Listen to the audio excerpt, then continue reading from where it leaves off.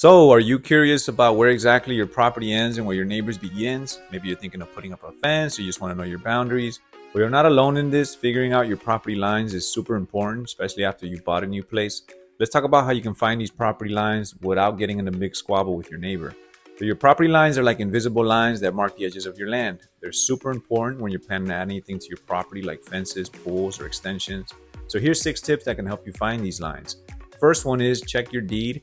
Your property deed usually has a description of your property's boundaries.